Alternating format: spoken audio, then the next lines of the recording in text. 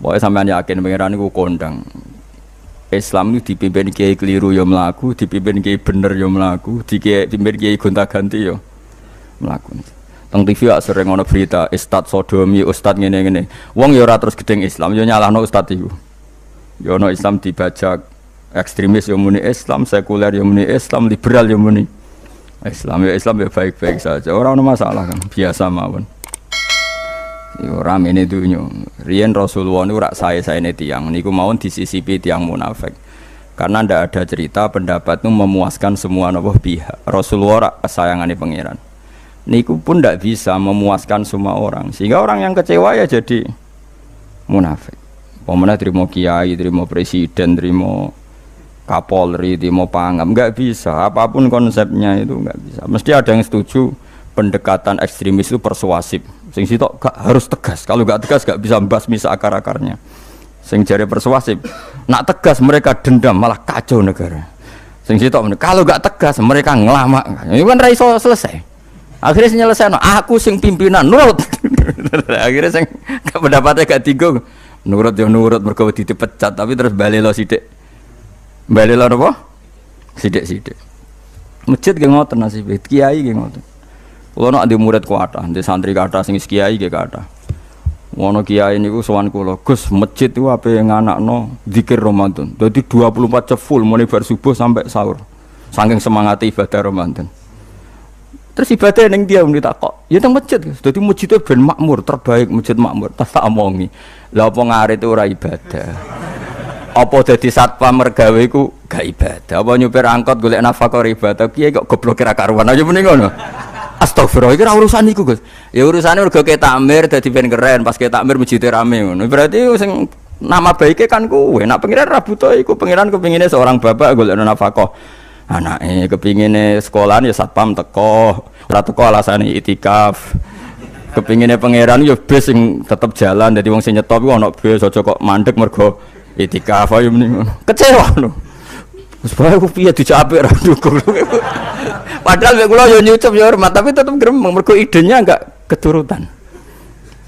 Ya kula yo ngerti rai-rai ngono iku yo biasa wae cara kula biasa. Tapi suwe-suwe yo sadar den. Bareng ngajak wong ora gelem. Akhirnya sadar. Jebule ngandel jeneng nganggo sembang kula wis suwi wong luwih ngandel aku timbang kowe. Lah bento tapi ngandel kowe ya. Wong aliran sesat ta. Ya masjid itu anggere sono salat jamaah iku ya wis rame cara pangeran. Ora perlu rame banget. Nak rame banget terus bakal pentol leren, satpam leren, supir angkot leren. Nek iku jek sepele. Dokter leren. Wong ape lara.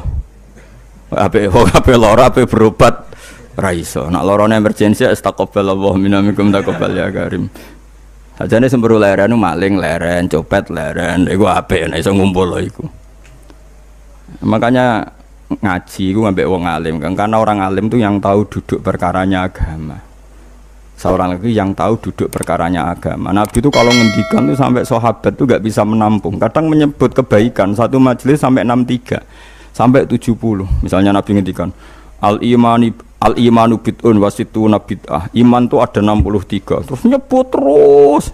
Pertama ngendikan a'la la ilaha illallah, tertinggi adalah kalimat tauhid. Wa adnaha imatatul adza anit thariq, terendah adalah menyingkirkan hal-hal yang mengganggu tiang apa? Mukmin atau mengganggu jalan. Terus ngendikan seperti itu. Sehingga pernah suatu saat Rasulullah itu ngaji di masjid. Rasulullah itu ngaji di masjid. Nabi kalau ngaji di masjid memang di teras, jadi terbuka. Terus ada pemuda santai dengan santainya nggo pacul, ngliwati Nabi ngaji diliwati. Nggo pacul, ya santai. Singkat cerita semua sahabat itu mencibir. Celaka betul pemuda itu, ada Rasulullah ngaji tidak ikut tapi dia berlalu saja bawa cangkulnya. Kata Nabi, kamu jangan komentar demikian. Jika dia kerja menafkahi ibunya yang lemah atau anaknya yang lemah, dia juga ibadah dan itu juga sunnahku. Akhirnya sahabat mereka sadar. Jadi untuk meramaikan Islam itu tidak harus semuanya ngaji di masjid. Sing ape kerja ya ben kerja. Yang penting ora dadi germo. Orang pengedar narkoba itu. Nah, itu ora kerja Kang, perusakan. Jadi sebetulnya orang tuh nggak bisa mengatakan kerja mau pengedarkan narkoba itu ndak, pengerusakan tuh namanya. Tapi kayak adol pentol terus hal-hal yang halal itu namanya apa? Kerja. Dan kerja itu ibadah. Efek dari perikiran ulama yang seperti ini, akhirnya masjid daerah ulama itu sepi-sepi. Mergo ngomong ngono terus wong wae nak ngono ora perlu ning masjid. Lah iku kesimpulane sing salah. Kok terus kesimpulane nak ngono ora perlu nang masjid bar saiki. Maksudnya orang ngono sing di aktivitas nggih monggo. Nek sing ada aktivitas timbang turu ning omah akhirnya aduk ibadah ning masjid aja aduk turu ning masjid. Nah, akhirnya daerah-daerah tertentu sing akeh ulama mesti masjidnya sepi tak jamin. Jajal ke delok ning Rembang. Oh tambah sepi. Karena ulama cara berpikir jong kerja ya ibadah, ngernet ya ibadah, mulang ya ibadah. Akhirnya mau masjid pas tarawih. Iku yang golek sing cepet. Tapi kunane kuno, Nabi sekalipun itu yang namanya orang yang mendengar tetap ada yang menolak. Konsep perang di luar kota itu kan secara teori militer itu rasional. Bikin kontak ya rasional. Tapi orang yang berpendapat tadi, ya Rasulullah kita di rumah saja, itu ya gelo. Kayak tadi orang yang ingin memakmurkan masjid kemudian kan saya seperti itu ya gelo. Kalau pikiran saya suatu saat dia sadar, intinya sadar, terus sowan saya sadar. Karena ya muridnya ada murid beda angkatan ya, dia semi-semi teman sama saya. Tak omongin ngene, Cong, kowe nak pancen seneng masjid tenan, masjid itu aja dadi problem bagi umat. Misalnya gini, aja sampai kenapa ora nyupir angkot demi nak mirno masjid, kenapa ora tugas satpam demi makmurno masjid. Berarti masjid ini menjadi problem penghalang dari sistem sosial ekonomi. Kowe seneng masjid darani problem, kowe seneng masjid dianggap kambing hitam. Ya sudah, sholat jamaah saja, sholat jamaah di masjid. Terus yang nganggur-nganggur ya ke masjid. Tapi kalau yang sibuk ya monggo, asal itu halal ya ibadah. Ketika Nabi setiap aktivitas muslim asal halal itu apa? Ibadah. Makanya kita harus. Nah, tapi kan pendapat seperti ini itu kan kadang dibantah juga. Tapi ki Ramadan Gus tahun pisah, mosok njenengan ra setuju. Tak bukti kalau dia hadun nafsi tak tes. Ya wis aku setuju, syaratnya ketuane takmir ra kowe. Dadi masjid rame pas kowe ra ketua takmir. Isen deh karena dia ingin punya prestasi. Berarti sawang wow pas dia ketua takmir hadun nafsi enggak? Hadun nafsi pasti dia itu cari. Ya jajal pengajian sing gede-gede. Mereka pengurus takmirnya kepengen pas era ini tahu pengajian geden. Pas gak pengurus takmir terus ada pengajian geden. Lapo rame-rame bareng. Padahal orangnya sama. Nah itu ulama itu tukang ngomong seperti itu. Mungkin menyakitkan, tapi ulama itu terus ngomong seperti itu supaya agama ini dibawa berdasar ikhlas, bukan hadzun nafsi, bukan kepentingan pribadi. Tapi tentu ulama tetap ngomong iktikaf ya sunat baik, kerja ya baik, amal lainnya asal baik ya baik. Ngomong gitu terus. Tapi kan mangkel loh akhir ulama, karena bagi pengurus masjid baik itu pas Ramadan ya masjidnya rame. Bagi yayasan yatim piatu amal ape ya dikekno yayasan yatim piatu. Bagi KBIH, bagi travel amal apik ya umroh. Ya ora. Lha tenan kula raguyen.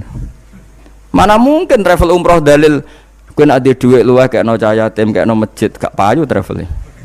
Tapi dalile al umroh ilal umroh kafaratun lima bainahuma. Umroh itu yang mengkafaroi dosa. Jadi dan itu kersane Allah, orang macam-macam pikirannya kersane Allah dan baik-baik saja. Dunia diokal-akali ini ya baik-baik saja. Allah ya tenang aja tetap sugih.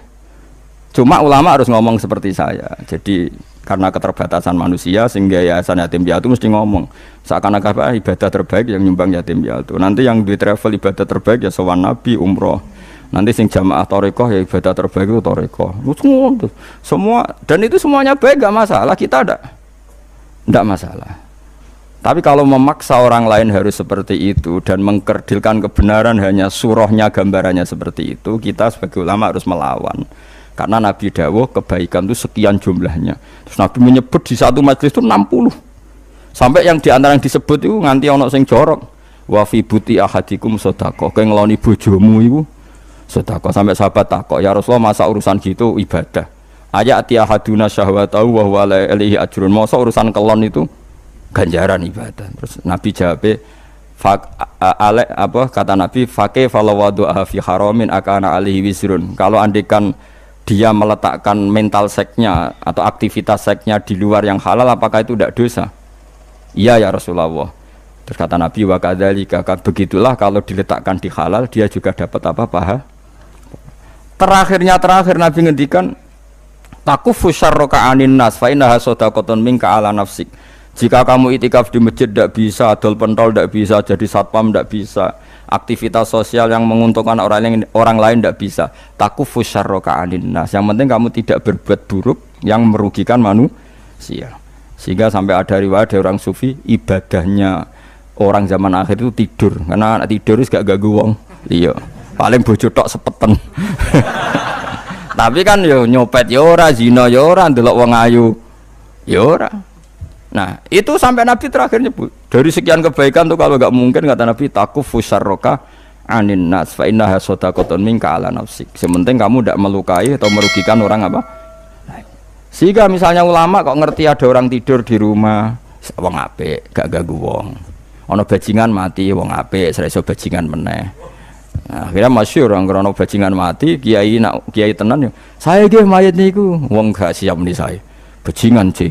Saya padahal ning atine kiai nek mati ya apik dong ora iso bajingan. Akhir dari bajingane ya wis mati. Lha sekarang ngakhiri bajingan apik ta elek? Apik. Berarti matine elek ta apik? Apik. Maksudnya kiai apik mati ini ora apik wonge. Lah wong gak trimo pikirane apik iku. Wonge lagi kiai wis ndake pinter maksudnya. Apik nggih niki. Ngomong keberatan. Ayo mun apik. Ya sesuk kan wedi yo. Nggih apik. Lah itu ilmu. Jadi ngaji ilmu itu orang harus punya kesiapan pendapat meskipun itu kita tidak siap. Wa wasa antakrahu syai'a wa huwa khairul lakum. Pendapat meskipun kamu kadang tidak cocok, bisa saja menurut Islam itu ini lebih apa? Baik. Karena tadi kebaikan itu sekian bentuk.